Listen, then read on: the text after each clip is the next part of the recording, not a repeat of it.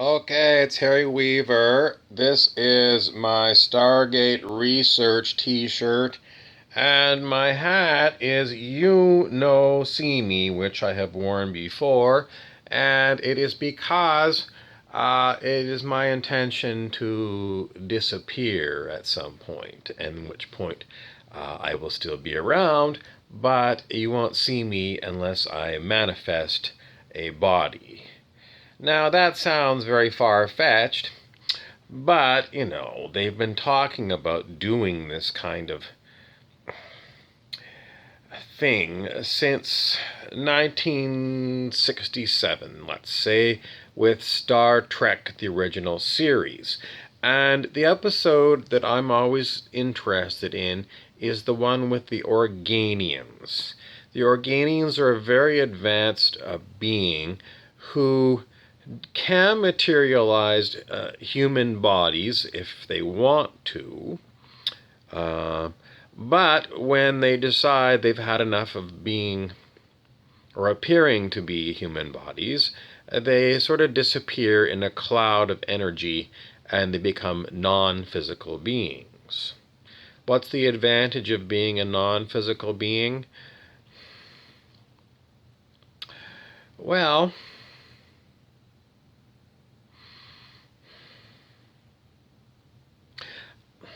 I don't know. I'm not a non-physical being. But I always remember that episode and thinking I would like to be like the Organians and have the option of not having to have a physical body. Now, my own physical body is getting long in the tooth. I mean, I'm not 100 years old, but I'm old enough so that I've got aches and pains. And I'm kind of fed up with it all. I want to change. And as many promises as there's been made, nothing has come to be delivered to me here in. Now, you might call it planet Earth, thinking that it's either a globe floating around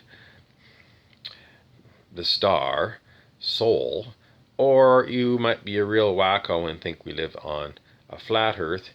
I think that we live in a super hologram. It's like a holodeck that you might find on Star Trek The Next Generation. So that's the way I always think of it. There was an episode of the original Star Trek where they went to a planet, and on the planet, the planet had been set up to read your thoughts, and whatever you were thinking, the technology would pick it up and would the people that were running the planet would create things that you were thinking of. It was supposed to be kind of a game planet. Okay, so if you are into things like treasure mapping, in other words, all the things that you want, you cut them out of magazines and put them into, like a treasure board. You just, get a Bristol board, put all your pictures of the things that you want in your life on this Bristol board, and it's supposed to help you manifest those things. Um, does it work? No. I read John Assaraf's book, oh God, it must have been 15 years ago, and about his story about he saw a picture of a beautiful home and he put it in his treasure map, and sometime later he found himself living in this gorgeous house. And I bought his book and I wasted a bunch of money. Did I try this kind of thing? Yeah, more or less. Positive affirmations and things. What happened? Nothing. It doesn't work for me. Why? Um, well, that's a mystery. Does it work for anybody? Well, apparently it worked for John Assaraf. Um, Maybe it will work for you. I am going to tell you that I did not get that information when I used to muscle test for truth. I muscle tested everything. And when I muscle tested um, and I got my 2 books, I got nothing about that. Nothing at all. What I got was that we humans are like puppets and we are run on scripts, just like actors in a movie. And maybe John Assaraf's script was to do treasure mapping and manifest himself a house. But I got nothing at all when I was muscle testing about that. Now, the only thing I will give you is that the spiritual teacher, the enlightenment teacher, Dr. David R. Hawkins, not Hawking, not Stephen Hawking, the guy that talked about black holes and then he wandered around in a wheelchair with a computer voice. Not that one. This is a different Dr. Hawkins. Okay, Dr. David R. Hawkins. And you can see him on YouTube quite a bit. His first book was called Power versus Force. He wrote a bunch of books after that.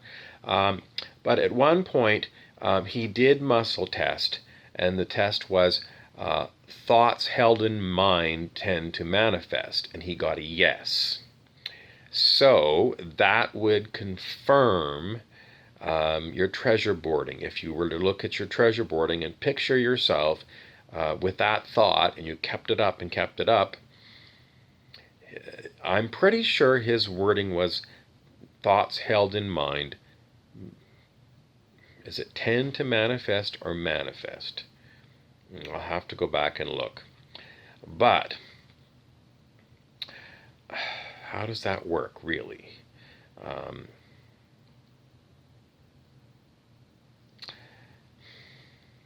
Maybe it'll work for you if you want. I'm not going to tell you not to do. I'm going to tell you go and experiment. That's the best thing you can do. Get away from all the other things you do and start doing some manifestation things. And I've read all the books, and I've watched The Secret movie, and I've been to the Religious Science Church, and as far as I'm concerned, it doesn't work. But other people swear by it, so don't take my word for it, or maybe it's just me. Maybe I'm hexed, which is another video, and am I hexed? Yes, I am hexed. What is a hex?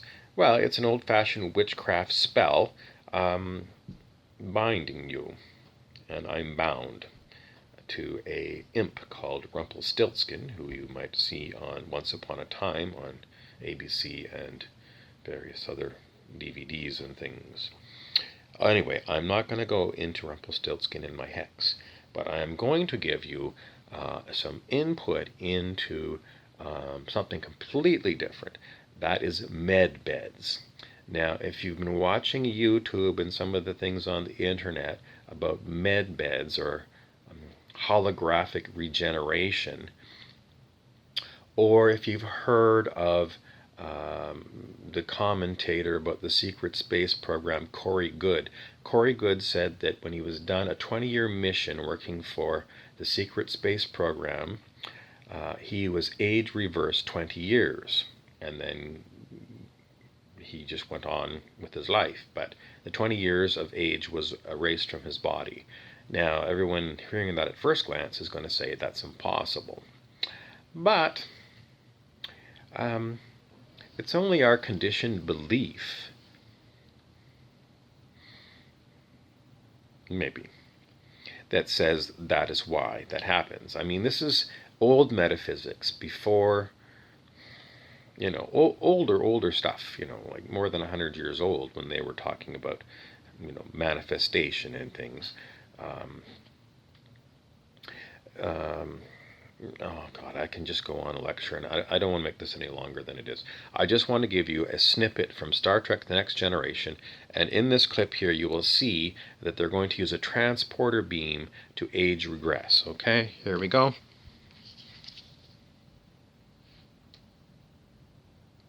I can't contact the Enterprise. There's too much interference. Transfer auxiliary power to inertial dampers. Warning, structural failure imminent.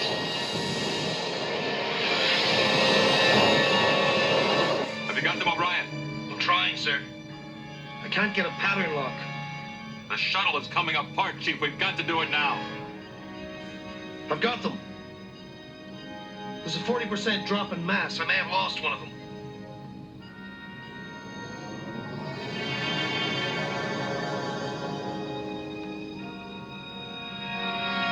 Thank you, Mr. O'Brien. Another moment and...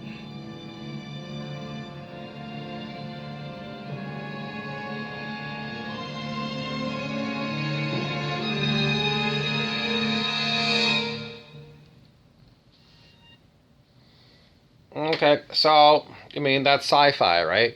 But this is what they talk about with these med beds that these benevolent extraterrestrials apparently have.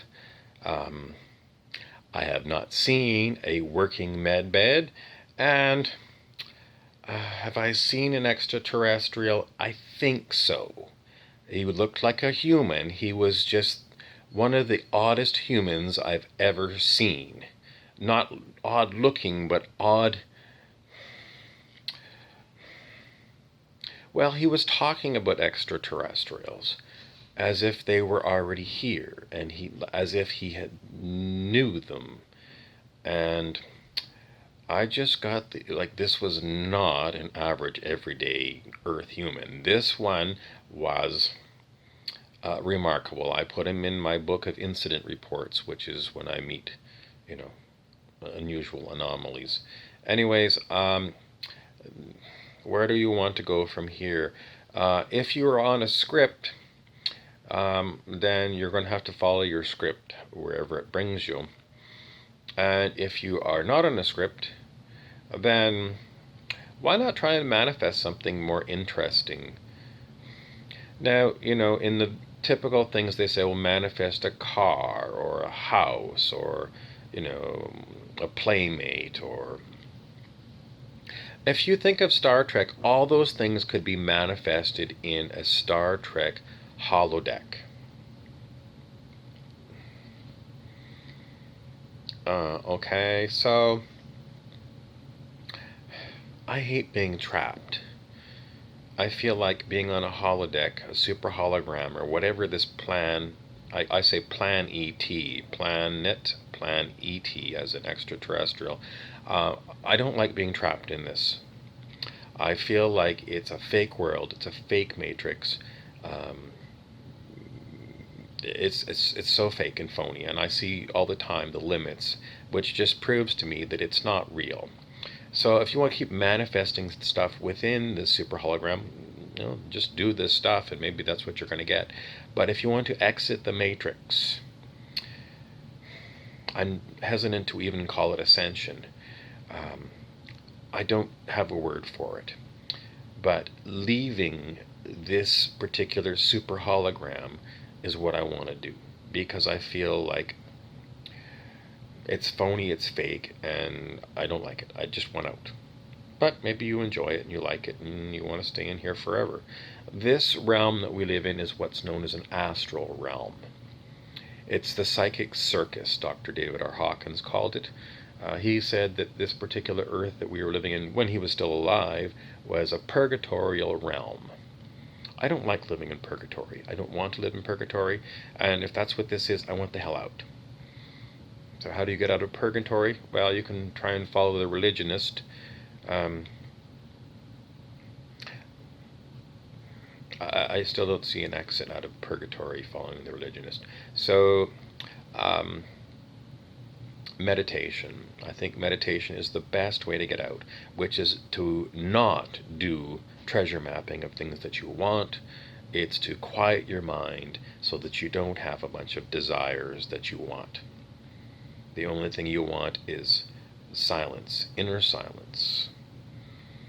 And that is that is the advice of the sorcerer Don Juan Matus from the writings of Carlos Castaneda. You need inner silence. And he also said the other key was self-importance. You must lose self-importance. Okay, so inner silence, meditation, that's the only way you're going to get inner silence. And it's not guided meditation, it's basically quiet meditation. And as far as losing self-importance,